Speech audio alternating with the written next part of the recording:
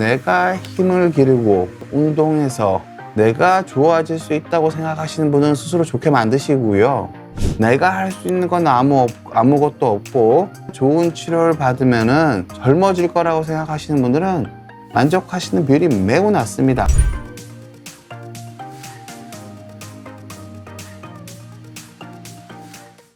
안녕하세요. 비욘디 가족 여러분, 정형외과 전문의 이대영입니다. 오늘은 여러분들께 노화와 척추란 제목으로 여러분께 노화와 협착증이란 제목으로 여러분들께 설명을 드리는 이해를 돕는 시간을 가질까 합니다. 제가 좀 조심스러운 면은 있습니다. 현대의학이 발전하고 있지만 노화에 대해서 정확하게 정의를 못 내리고, 그러니까 노력은 하고 있지만 노인의학회가 국내에 생긴 지도 그렇게 오랜 시간이 되지 않았고, 노인의학 자체가 어떤 노화의 전체적인 메커니즘에 대해서 충분히 우리가 현대의학이 잘 이해를 못하고 있기 때문에 제가 말씀드리는 부분이 많은 부분 제 임상가로서의 좀 직관을 좀 포함하고 있다는 거를 제가 미리 말씀을 드리고요. 이게 어떤 교과서적인 진리나 그렇다기보다는 여러분들께서 제 설명을 들어보시면은 직관적으로 이해 가시는 것들이 있을 거라고 생각을 합니다. 그 이해를 바탕으로, 그러니까 제가 허리 척추 내시경 수술을 많이 하면서 노인 환자분들을 많이 보시는 의사로서 노화와 척추에 대해서 갖는 제 이해를 말씀드리는 거니까 이건 한 의사의 생각이라고 간주하시고 들어주셨으면 하고 너른 아량으로 이해해 주셨으면 합니다. 저는 첫 번째 말씀을 도발적인 말씀으로 좀 시작을 드릴까 합니다. 그러니까 환자분들이 제일 그러신 게 협착증으로 아팠다가 안 아파지면은 협착증이 나은 거라는 생각을 가지시는 분들이 되게 많으시더라고요. 근데 보통 그럼 협착증 때문에 다리가 저리고 땡기다가 주사를 맞고 약을 먹고 아니면 수술을 하고 운동을 하고 어찌됐든, 그러니까 협착증을 어떻게든 치료를 했더니 증상이 없어졌다. 그럼 협착증이 나은 걸까요? 그럼 협착증에 대해서 생각을 해볼 필요가 있습니다. 협착증이라는 거는 신경이 눌리는, 그러니까 허리의 퇴행성, 여기 보면 척추 모델이 있는데요. 협착증은 다른 질환이 아닙니다. 우리 몸이 늙잖아요. 몸이 늙으면서 무릎에도 퇴행성 관절염이 생기고 어깨에도 생기고 손에도 생기고 하는데요. 여러분들이 제일 이해하기 쉬운 거는 손가락으로 보시면 됩니다. 손가락, 우리 어르신들 손 많이 쓰시는 분들 보면은 손 마디마디가 막 굵어지는 현상이 나타나잖아요. 그게 퇴행성 관절염이거든요. 마디마디가 굵어지고 손가락 마디마디마다 인대가 두꺼워지는 현상이 나타납니다. 그런 것들이 허리에도 당연히 나타날 수가 있겠죠. 우리가 허리가 깊숙이 있어서 뼈라는 생각을 미처 못하실 수 있지만, 허리도 결국 뼈로 되어 있습니다. 그리고 뼈 안에 이렇게 노랗게 신경이 지나가긴 하지만요. 허리도 결국 뼈로 되어 있기 때문에 뼈로 되어 있는 허리뼈에도 관절염이 생기겠죠. 우리가 오래 살다 보면은. 근데 관절염이 생기게 되는데, 허리는 구조상 특이하게 이렇게 가운데로 이렇게 신경이 지나갑니다. 머리에서부터 내려오는 신경이 다리까지 일을 시켜야 되기 때문에 신경이 이렇게 지나가거든요. 이렇게 다리까지 신경이 지나가는 과정에서 허리뼈에 퇴행성 변화가 생기게 되면은 신경을 누를 수가 있는 겁니다. 허리에 퇴행성 변화가 생기게 되면 그걸 협착증이라고 부릅니다. 무슨 뜻이냐면은, 협착증은 허리는 다른 특별한 관절이나 허리의 퇴행성 관절염인데, 허리는 그 관절의 특성상 신경이 눌리는 경우가 훨씬 더 많습니다. 뼈 자체가 아픈 경우보다도 신경이 눌리는 경우가 훨씬 더 많습니다. 무슨 뜻이냐면은, 다른 관절들은 주변에 신경이 이렇게 닫힌 구조로 지나가지가 않는데요. 허리는 여기 보시는 것처럼 이 좁은 척추관이란 틈을 통해서 신경이 지나가게 됩니다. 그래서 이 관이 어떤 형태로든 좁아지게 되면은 우리가 매우 중요한 신경이 눌리게 되면서 여러 가지 문제가 생기는 걸 협착증이라고 부르게 되거든요.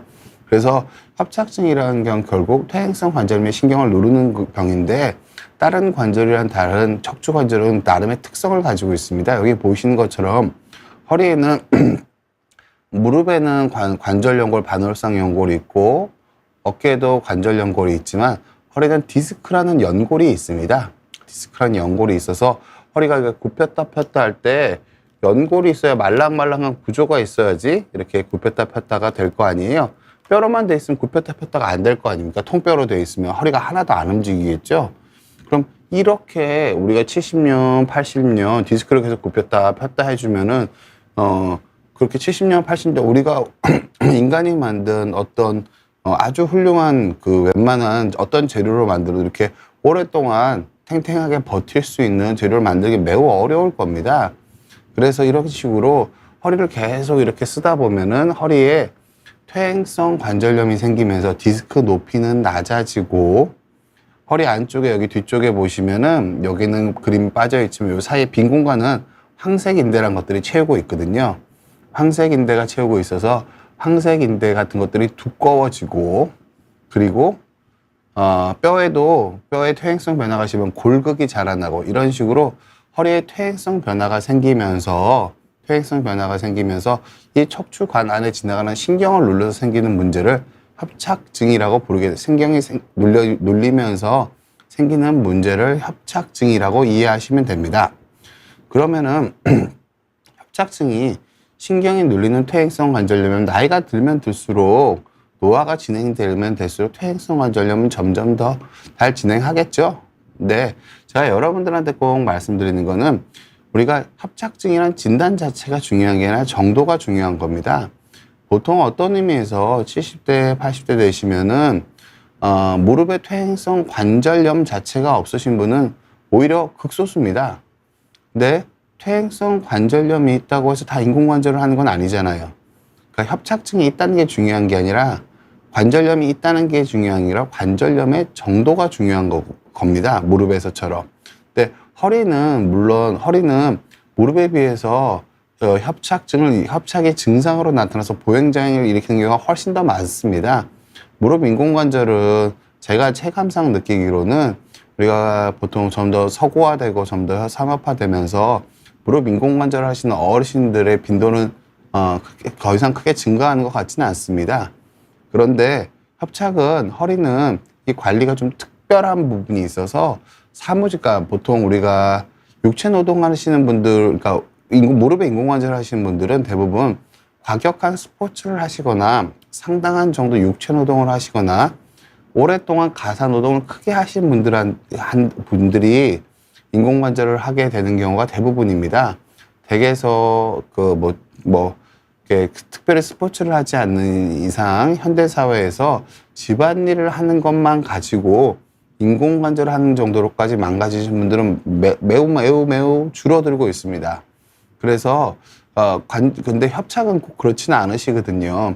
사무직이신 분들도 협착증이 되게 심해져서 협착 때문에 1인 나이에 보행장애가 생기시고 그런 분들이 되게 많으시거든요. 그건 뭐 좀 다른 특성이 있어서 그건 따로 설명드리는 시간이 있었으면 하긴 하는데요. 어찌됐든 그러니까 협착증도 정도가 중요한 겁니다. 협착이 경도로 있느냐, 고도로 있느냐, 중등도로 있느냐. 이게 협착증에선 실은 중요한 거지 협착증이 있냐 없느냐가 별로 중요한 게 아닙니다. 똑같은 이유로도 전방전이가 있냐 없냐도 별로 중요한 게 아닙니다. 보통 환자분들이 저한테 설명 듣고 오시는 경우 중에서 뭐 전체 척추의 밀림이 한 3%도 안 되고 뭐 5%도 안 되게 밀려 있는 것 자체를 전방전이증이라고 생각하시는 분들이 많더라고요. 설명을 듣고 오시는 분 많더라고요. 그러니까 있냐 없냐라고 물어봤을 땐 전방전이가 있다라고 얘기를 하시는데 흔들림이 있으니까 어긋나 있으니까. 근데 보통 3% 미만, 5% 미만의 전방전이는 이게 10% 이상 밀린 전방전이랑은 당연히 진행할 가능성이나 예우는 다르겠죠. 무슨 뜻이냐면은 70년의 연세 동안 3%가 밀렸다면은 그게 한 5에서 10% 정도 밀려도 그러니까 뼈 자체의 밀림으로 신경 증상이 없으신 분들이 되게 많으시거든요. 그래서 3%, 5% 밀린 게 70대에 발견됐다고 해서 환자분이 나머지 15년 정도의 시간 동안 10% 넘게 밀리는 식으로 퇴행성 전방전이는 거의 진행하지 않습니다. 그래서 퇴행성 전방전은 진행하는 율이 매우 낮습니다. 근데 단지 그걸 수술하면서 뼈를 많이 건드리게 되면 수술이 전방전이를 악화시킬 수 있긴 하지만 퇴행성 전방전이의 자연 경과는 연세가 드신다고 해서 특별히 확 더 나빠지는 경우는 없습니다. 그냥 어긋나 있는 것 자체가 환자분이 평생을 살아온 결과 누적돼서 한 3%, 5% 정도 어긋났다고 해서 수술적으로 뭐 크게 위해를 가하지 않는 한 그게 10% 이상 밀리게 되는 경우는 거의 찾아볼 수 없다고 보셔도 괜찮습니다. 그리고 수술을 그렇게 하는 의사도 거의 없습니다. 수술을 그렇게 하려면은 너무 손상을 많이 주는 거니까 어찌됐든. 그래서 그러니까 전체적으로 이게 그러니까 이름 자체에 너무 환자분들이 관심을 많이 가지시는 게 과도한 척추 치료에 대한 두려움과 보다 큰 과도한 치료를 선택하게 되는 이유가 되시는 면이 되는 부분이 상당히 큽니다. 그건 제가 뭐 나중에 기회 있으면 또 말씀드리도록 하고, 어찌됐든 협착증 자체는 이런 식으로 허리의 퇴행성 관절염이 신경을 누르는 병입니다. 신경을 눌러서 증상을 만드는 병입니다. 그럼 환자분들이 제일 많이 하시는 질문은 이겁니다. 협착증 있는데 나는 언제부터 갑자기 아프기 시작했다고, 나는 협착증 있는지 몰랐다고, 협착증이 갑자기 발병했다라고 말씀을 하시는데, 저는 코로나가 발병했다는 거는 맞는 말인데요. 정확하게 말하면 협착증은 증상이 발현했다고 보시는 게 맞습니다. 무슨 뜻이냐면은 협착이 어느 순간 갑자기 진행하는 게 아니고요. 보통 협착은 제가 아까 퇴행성 관절염이라고 말씀드렸잖아요. 그럼 그 피부의 퇴행성 변화가 얼굴에 주름 지는 거라고 이해하시면 됩니다. 이마에 주름이 비교적 적게 지는 스타일이신 분들이 계세요. 그런 분들은 상당히 연세가 들어도 주름이 그렇게 많이 안 지시는 분들도 있긴 하시거든요. 근데 주름이 어느 정도 이미 생긴 주름이 다시 펴지는 경우는 없겠죠? 자연적인 경우로. 그러면은 협착이 어느 날 갑자기 거꾸로 돌아가지 않을 뿐더러 무조건 천천히 진행합니다, 협착은. 근데 어느 시점이 되면은 증상은 내가 연세가 드시면 협착은 천천히 진행을 하게 됩니다. 그럼 협착증의 증상은 보통 어떻게 나타나느냐? 보통 이게 되게 중요한 부분인데, 협착증 자체를 치료하고 관리하는데 제일 중요한 게 이겁니다. 그러니까 환자분들 제가 언제나 말씀드리는 게, 환자분들은 MRI를 보고 설명을 잘 들으면 내 협착증을 이해하실 수 있다고 생각을 하시는데요. 본인의 협착을 이해하시려면 내가 언제부터 보행 속도가 느려졌고, 내가 언제부터 허리가 숙여졌고, 내가 협착 때문에 우울해지진 않았는지, 내가 협착 때문에 활동량이 줄어드는지를 아는지를 이해하는 게 협착증을 이해하시는데 필요한 겁니다. 그러니까 MRI만 가지고 협착을 이해하시는 거는 반도 안 되게 반 정도라고 저는 생각을 이해하죠. 자기 본인의 협착을 이해하는 것 중에서. 무슨 뜻이냐면은 협착이 아무리 심해도 몸에 체력이 좋고 근력이 좋으시면 협착의 증상이 없게 지내실 수 있습니다. 기본적으로는. 그러다가 근데 큰 그림에서 협착은 한 번 생긴 협착은 무조건 진행합니다. 무조건 더 진행하지 협착이 다시 넓어지는 경우는 없습니다. 그냥 퇴행성 디스크가 조금 줄어드는 경우도 있긴 하지만 그거는 아주 극소수의 경우고요. 대부분 협착은 무조건 더 진행한다. 얼굴에 준 주름이 펴지지 않는 거랑 똑같습니다. 제가 한번 협착증으로 아프면 다시 증상이 없어질 수 없다고 얘기하는 건 전혀 아니고요. 협착은 무조건 진행을 하고요. 죄송합니다. 협착은 무조건 진행하고요. 그럼 증상은 어떻게 나타나느냐? 환자분들이 주관적으로 느끼는 증상이랑 객관적 증상은 좀 다릅니다.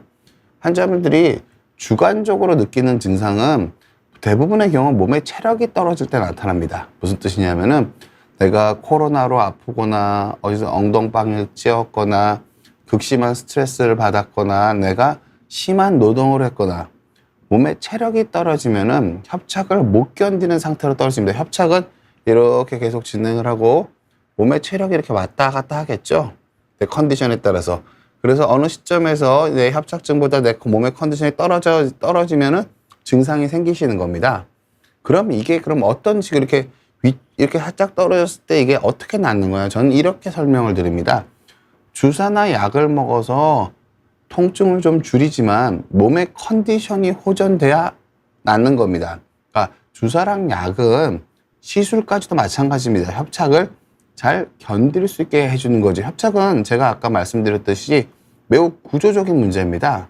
신경이 눌리는 문제인데 피부를 우리가 꼬집어서 아픈데 약 먹어서 안 아픈 게 나은 거라고 잘 생각 안 하잖아요. 그렇죠? 피부를 꼬집어서 아픈데 마취제를 뿌렸다고 해서 그게 우리가 근본적으로 나았다는 생각은 안 하죠. 똑같은 겁니다. 기본적으로는. 협착증이 이렇게 진행을 하다 내 몸의 컨디션이 떨어져서 협착의 증상을 느꼈을 때 뭐 치료를 하셔도 되고 치료를 안 하셔도 됩니다. 내 몸의 컨디션이 이거보다 다시 올라가면 증상을 견딜 수 있게 되는 겁니다. 기본적으로. 약이나 주사는 그 과정을 보다 더 편하고 용이하게 해주는 것 뿐입니다. 그러면은 근데 결국 이게 내가 나이가 먹어서 협착은 계속 더 진행하고 나이가 먹을수록 내 몸의 힘도 단기적으로는 내가 노력하고 운동을 하면 내 몸의 힘이 올라가겠지만 장기적으로는 내가 저도 1년 지나면 지금보다 제 몸의 힘이 떨어질 거고요. 2년 지나면은 뭐 제 몸의 힘이 떨어질 가능성이 더 커질 겁니다. 근데 단기적으로는 제가 운동을 하면은 3개월, 4개월에 지금보다 제 몸의 힘이 올라갈 수 있겠지만 이걸 크게 봐서 3년, 5년, 10년으로 보게 되면은 세월이 지나가면 무조건 몸의 힘이 떨어지게 되어 있습니다. 기본적으로는.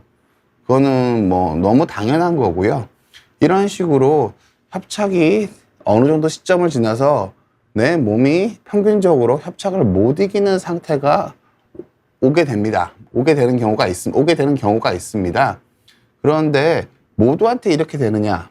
제가 다시 말씀을 드리지만 중요한 건 협착 자체에 의해서 어떤 분들은 협착이 있으시지만 경도의 협착을 가지신 분들도 있어요. 돌아가실 때까지도 협착이 고도의 협착이 아니라 경도, 중등도 정도? 경도 정도, 중등도 정도의 협착만 가지시고 평생 80대 후반까지 지내신 분도 분명히 있으시거든요.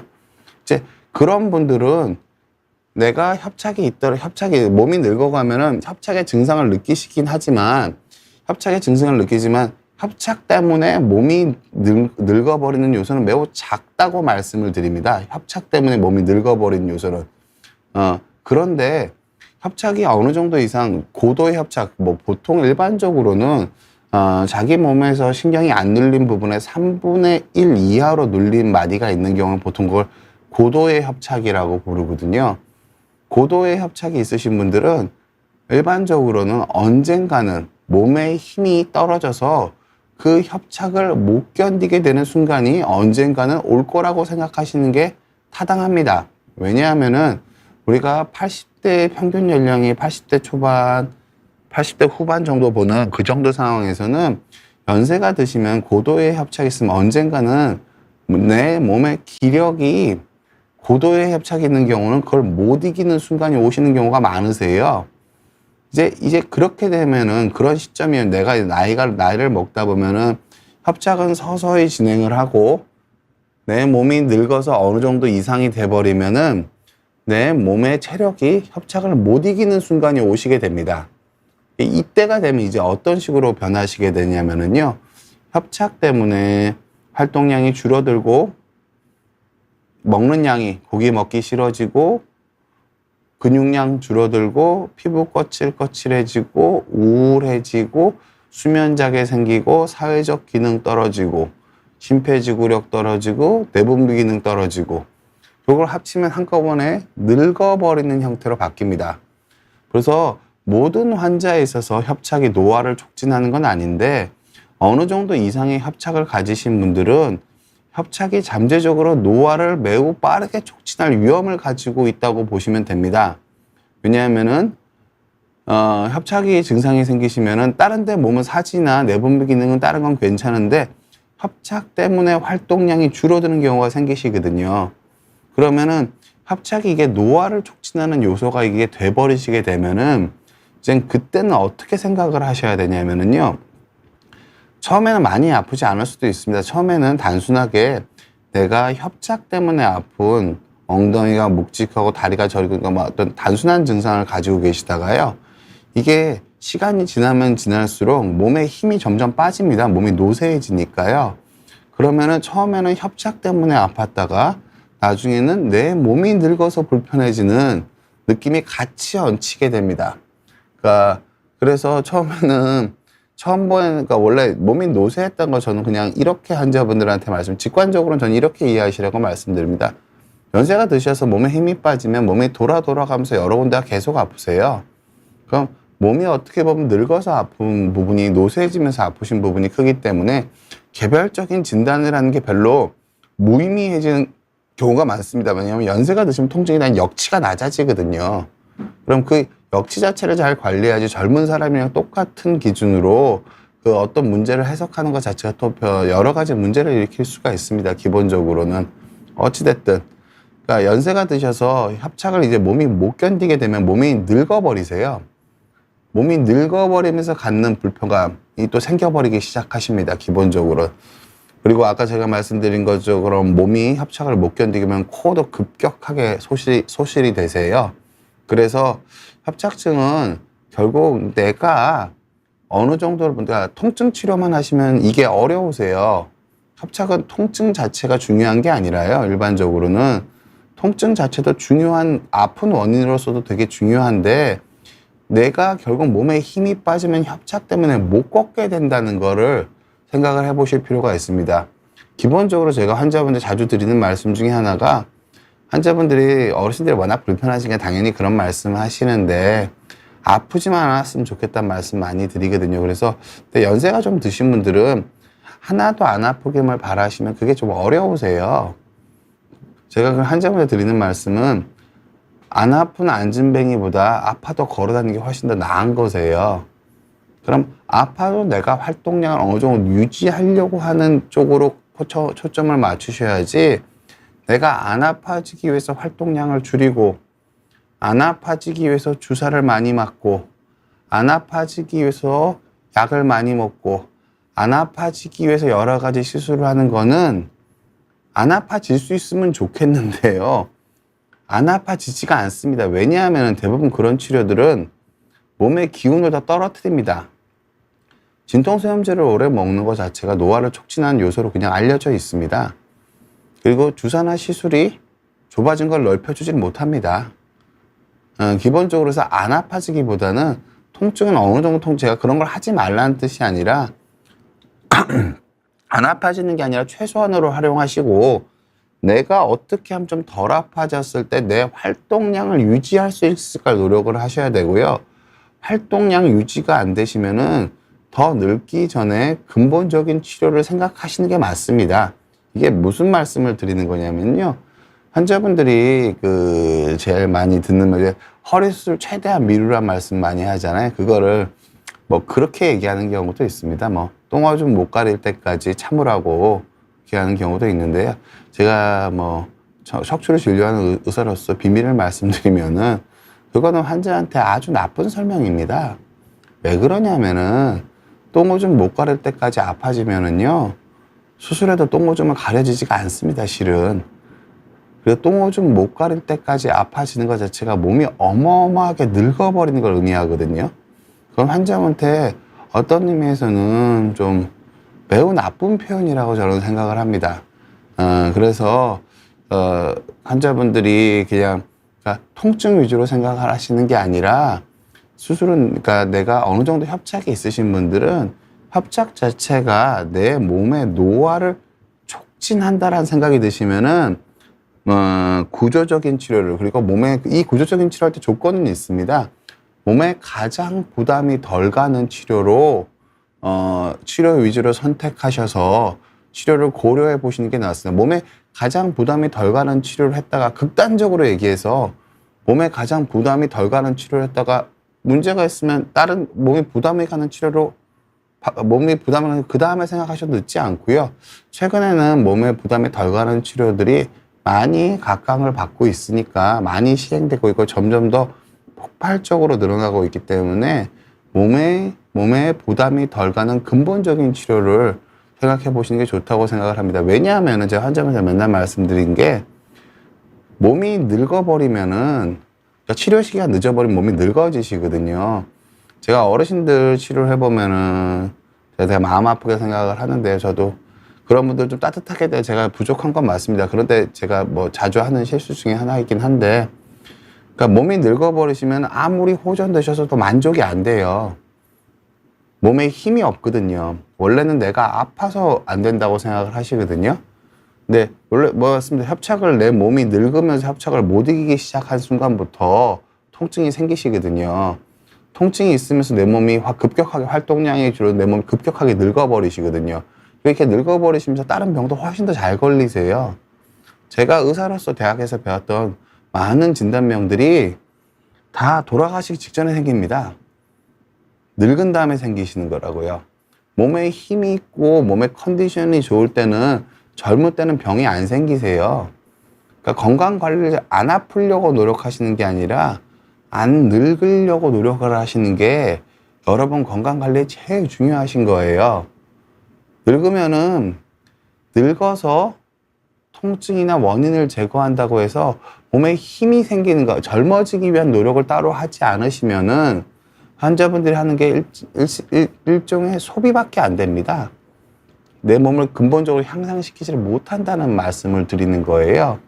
그래서 환자분들한테 제일 중요하게 이해하셔야 될 거는, 내가 늙지 않게 관리가 돼야지 이 협착을, 그러니까 허리 협착을 잘 관리할 수 있는 거고, 근데 내가 언젠가는 내가 뭐 60세든 70세든 봤을 때 내가 이미 고도의 협착이 있어서, 내가 보통 80대 중반 넘어가시면 누구나 몸에 되게 힘이 없어지세요. 근데 몸에 되게 힘이 없어서 걸어 다니시는 분들이 있고요. 몸이 그렇게 힘이 없어지기 전에 이미 못 걸어서 요양병원에 가신 분이 있으세요. 그 차이가, 협착 때문에 몸에 힘이 빠지는 초기에 구조적인 치료를 잘 해주시면은, 몸이 덜 노화가 되는 치료를 해주시면은, 그런 분들 중에 많은 분들이 요양병원 신세를 안 지고 내 몸의 신체적인 자유를 누리시면서 보다 더 건강하게 지내실 수 있으세요. 그래서 제가 환자분에 드리는 말씀은, 제가 치료 올 때 많이 드리는 말씀이에요. 고도의 협착이 어느 정도 연령에 있으시면은 저는 언젠간 수술을 피할 수는 없다. 제가 환자분을 계속 자주 볼 수는 없으니까 환자분 생각에 환자분이 열심히 젊어지려고 노력하시다가 환자분이 운동량이 떨어지시고 활동량이 떨어지는 기미가 있으시면은, 추세적으로 그런 기미가 있으시면은 초기에 치료하시는 게 환자분 몸이 가장 덜 늙는 길이다. 환자분이 가장 오랫동안 행복하게 지내실 수 있는 길이다. 제가 척추 의사로 느끼는 거는, 가장 크게 느끼는 건 그겁니다. 물론 제가 젊어지게 하는 방법, 코어를 잘 기르는 방법, 몸을 안 흔들리게 하는 방법, 허리가 안 망가지게 하는 방법 같은 것들도 제가 설명을 드리고, 제가 다른 선생님들이랑 좀 다르게 그런 부분에 대해서 여러분들한테 납득할 수 있게 설명을 드릴 수 있다고 생각은 하긴 하는데, 어쨌든 그거 이전에 안 아프려고 신경 쓰시는 게 전 매우 안 좋다고 생각을 합니다. 제가 얼마 전에 치료한 분 말씀드리면은, 뭐 연세가 꽤 높으신 분이신데, 제가 세 마디를 한 번에 감압을 했을 거예요. 감압하고 원래 제대로 서 있지를 못하셨던 분이세요. 근데 서 있지를 못하셨던 분인데 수술하고 잘 쓰세요. 서 있는 게 편안하세요. 제대로 서 있는 게 아니라 1분도 제대로 못 걸으셨던 분인데 서 있는 게 편안해지셨어요.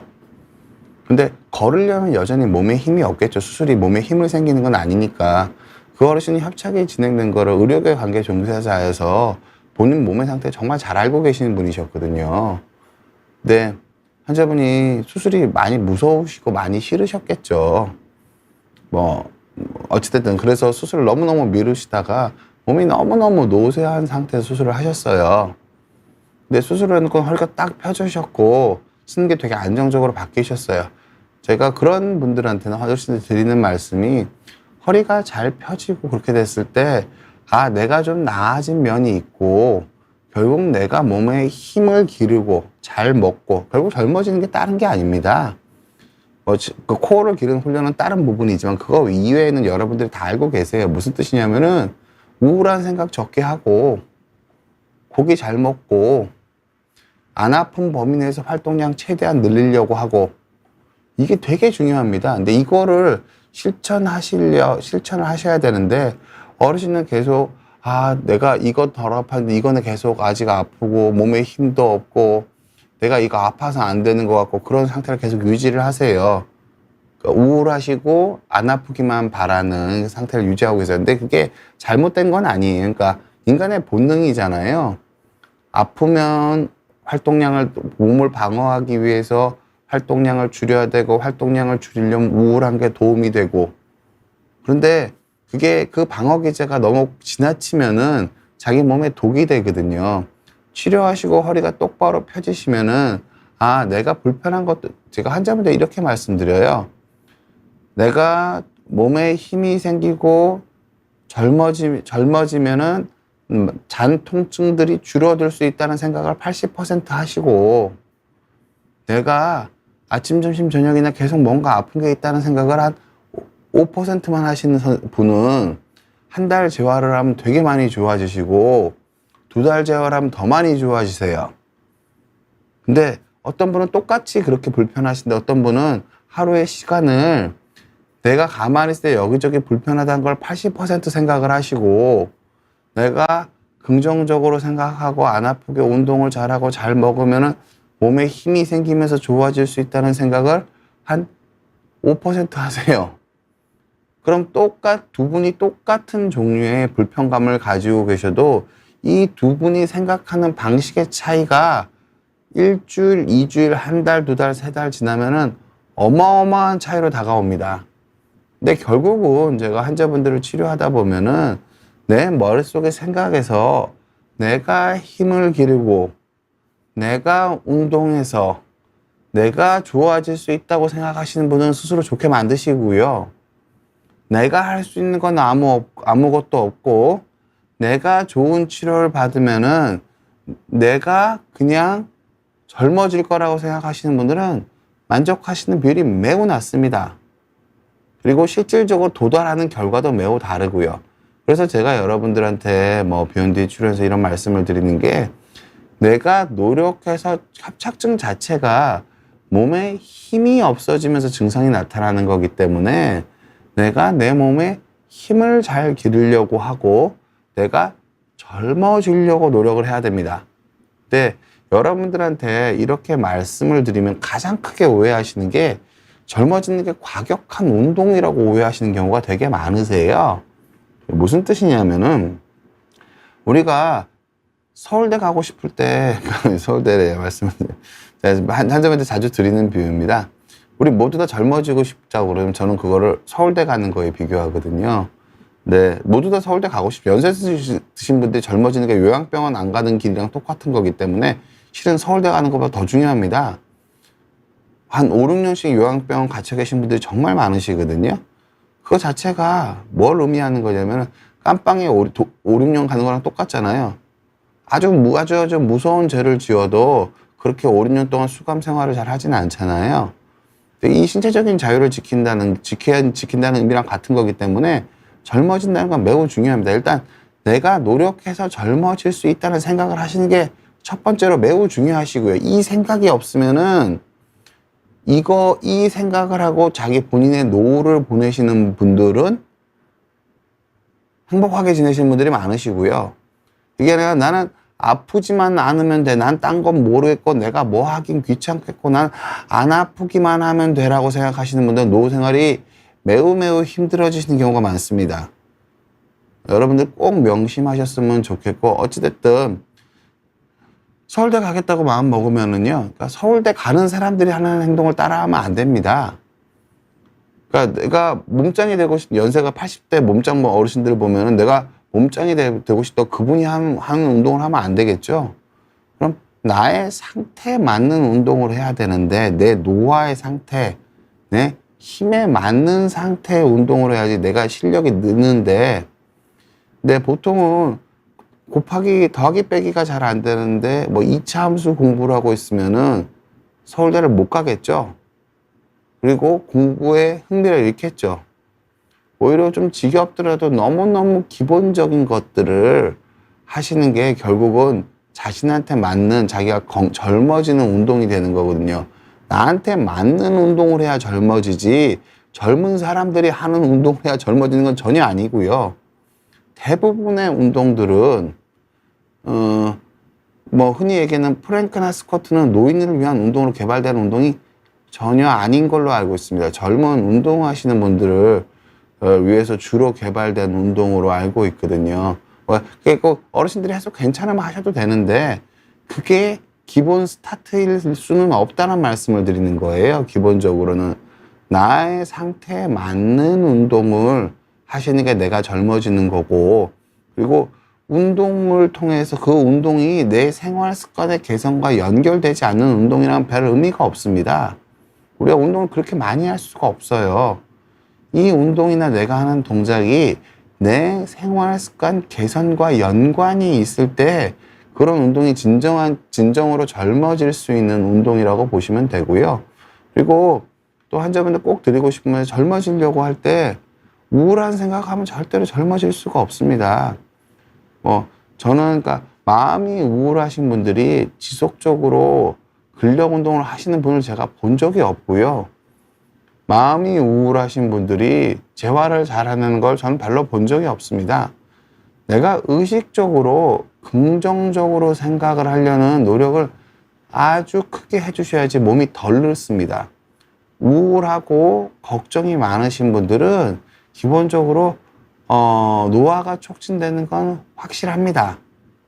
내가 젊어지고 싶으시면 똑같은 상황에서 긍정적인 사고를 하시고, 그리고 내 몸에 맞는 내가 아주 약한 존재라는 걸, 내 몸의 힘이 아주 많이 떨어진 존재라는 거를 받아들이시고 그 몸에 맞는 운동을 아주 쉬운 것부터 찾아서 하나하나 내가 생각할 수 있는 운동 중에 가장 쉬운 걸 하셔야 됩니다. 내가 하고 싶은 걸 하시면 안 되고요.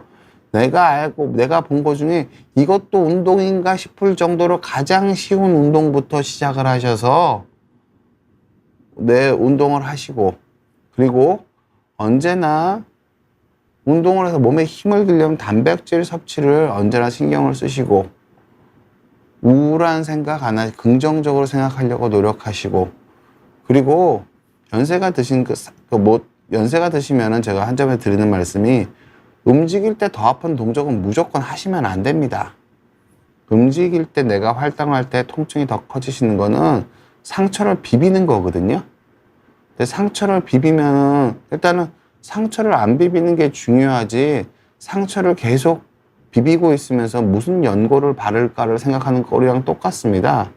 상처를 계속 비비면서 진통제를 먹고 참으려고 하는 것처럼 현명하지 않은 일이 없겠죠. 내 몸에 무리가 되는 동작을 계속 하시면서 진통제를 먹고 주사를 맞으시는 거는 한 발 떨어져서 생각하면 매우 현명치 못한 일이세요. 내가 20분 서 있어서 아프면은 15분씩 서서 끊어서 일을 하면 조직이 안 망가져요. 아픈 것 자체가 조직이 추가적인 손상이 있는 거기 때문에 내가 15분씩 서서 몇 주 일하다가 다시 30분 서서 일하게 될 수가 있습니다. 조직이 스스로 아물 수가 있거든요.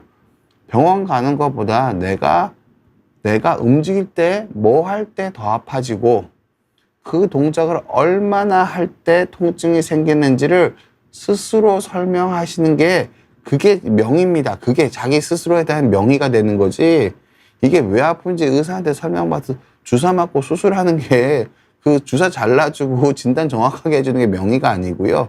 내가 나한테 명의가 되고 싶으시면은 내가 뭐 할 때 더 아픈지 잘 설명하실 수 있으면은 본인 스스로가 본인한테 최고의 명의가 되시는 거예요. 의학 공부를 공부한다고 명의가 되시는 게 아닙니다. 절대로. 그래서 내가 뭐 할 때 더 아파지는지 꼭 생각을 해봐서 그 동작은 피하셔야 됩니다. 그리고 그 동작이 꼭 필요한 행위라면은 좀 덜 불편한 다른 행위로 바꿔서 뭔가 보조기를 쓴다든지 다른 간접적인 방법으로 다른 행위로 바꿔서 그 활동을 유지하시면 진통제나 주사를 맞고 그 활동을 유지하시는 것보다 훨씬 더 오랫동안 그 활동을 유지하실 수 있을 가능성이 큽니다. 왜냐하면은 프롤로 주사, 줄기세포 주사, 모든 주사가 조직을 회복시킨다는 객관적인 증거는 없습니다.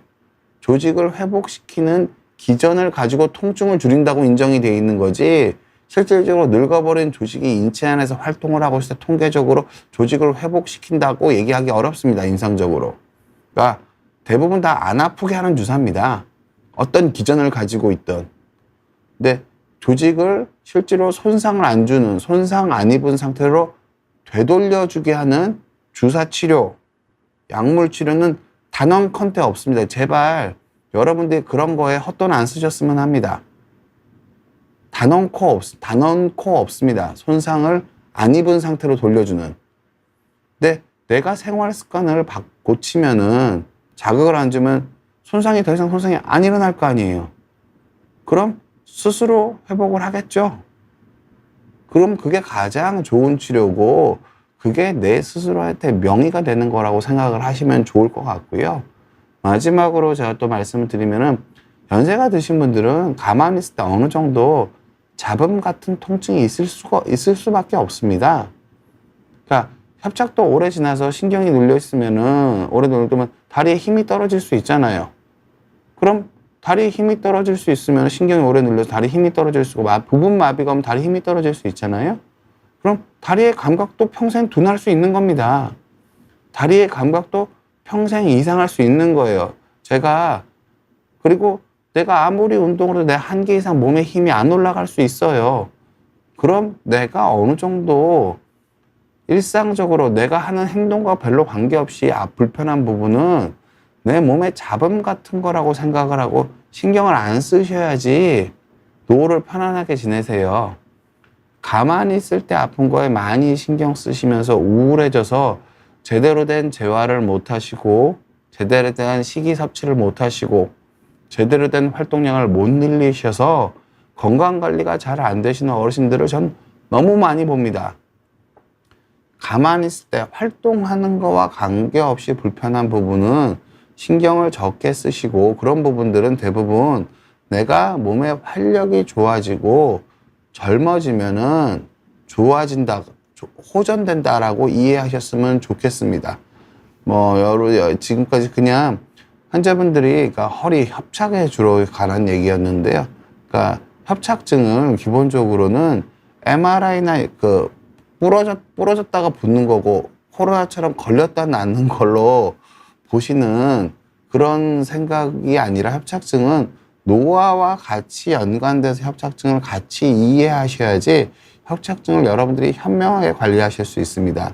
그러니까 제가 마지막으로 다시 한번 말씀을 드리면은, 어떤 분들은 협착이 노화를 매우 빠르게 촉진하는 경우가, 어떤 분이, 아주 많은 분들이 협착이 노화를 매우 빠르게 촉진합니다.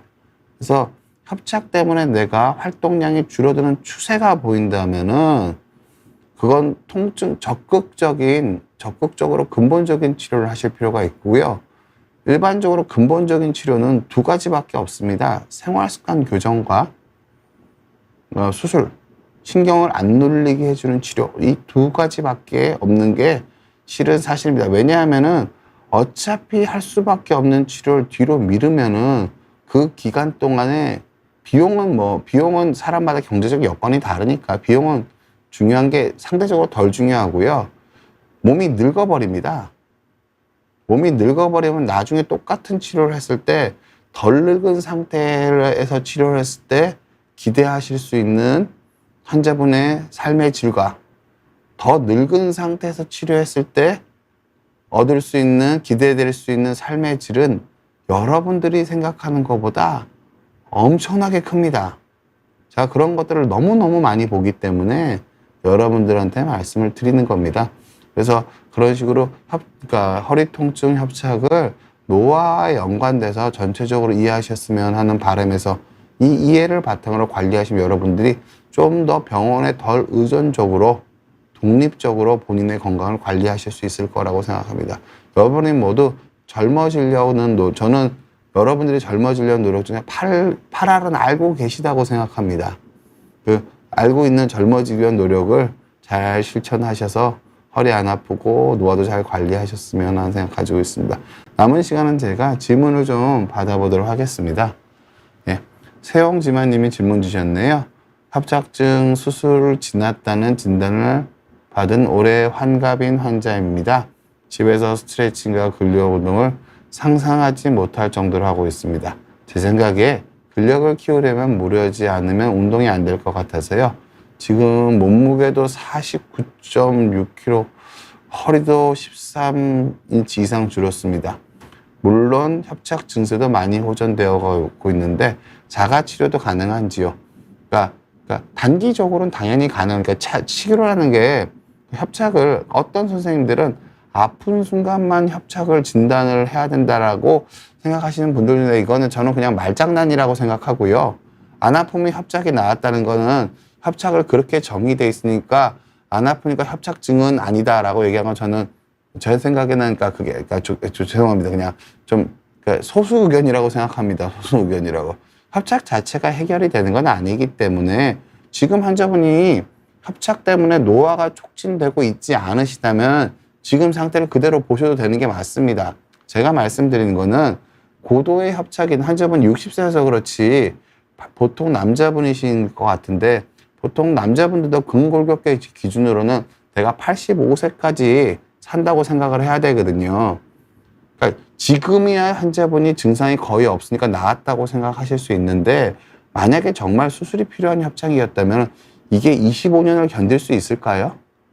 그건 환자분들 확신하기가 어려우실 거예요. 그래서 완전히 낫겠다는 거의 의미를 그냥 너무 열심히 그러니까 제가 관리를 하지 말란 뜻이 아니라 내 몸에 내 연세 평균에서 전 이 정도만 보죠.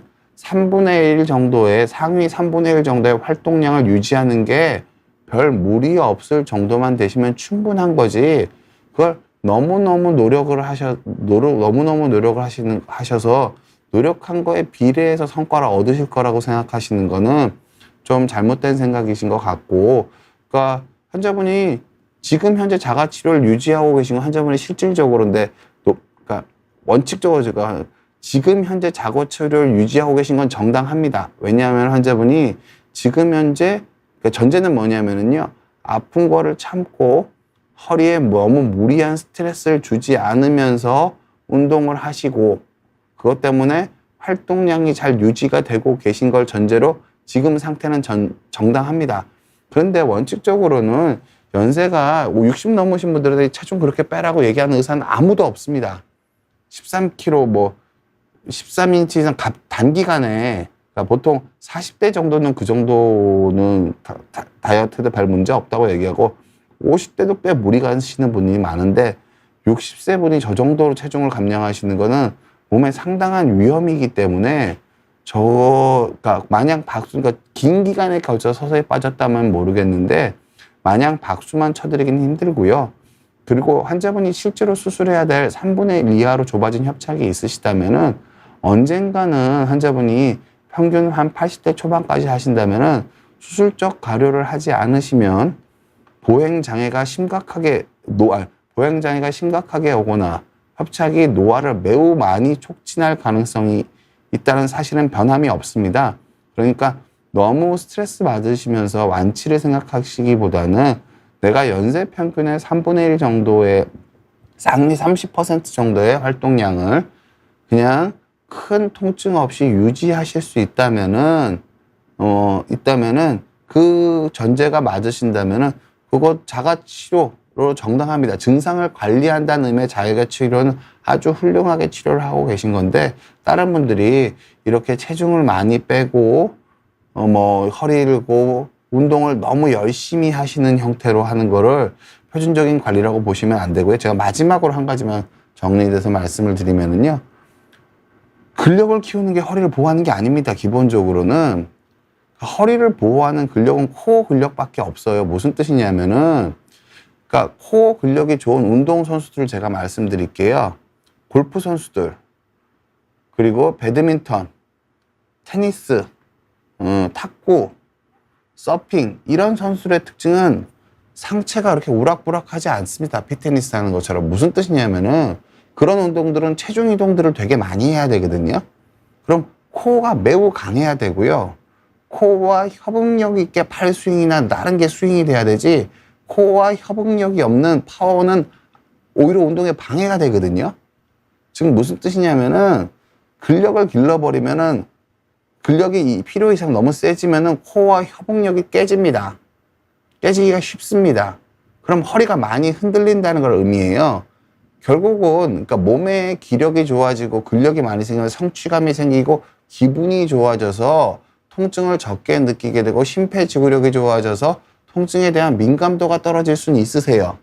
그건 맞아요. 그런데 그거 자체가 허리의 협착을 줄이는 거랑 아무 상관이 없습니다. 무조건 많이 쓰면 협착은 생길 가능성이 커진 거고요.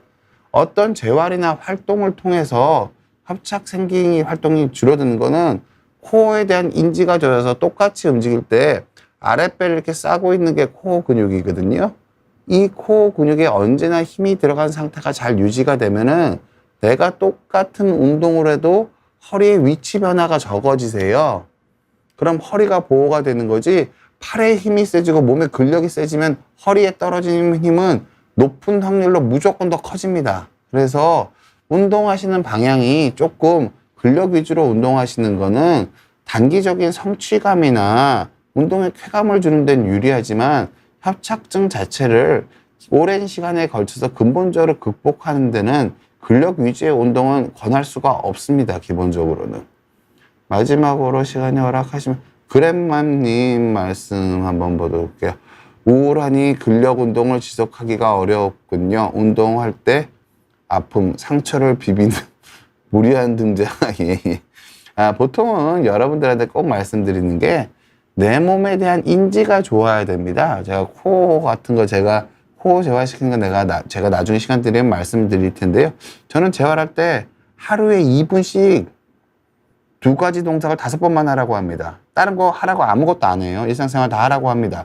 그러니까 우리가 코어에 힘을 주는 인지만 높이게 되면은 허리에 떨어지는 통증을 줄일 수 있습니다. 그런데 환자분들 자꾸 착각하시는 건 뭐냐면은 몸에 전반적인 근력이 생기고 몸에 기분이, 근력 운동을 해서 내가 환자분들이 만보 걸으면 안 아파지시는 건 대부분 기분 좋아지는 거랑 관련이 많으세요.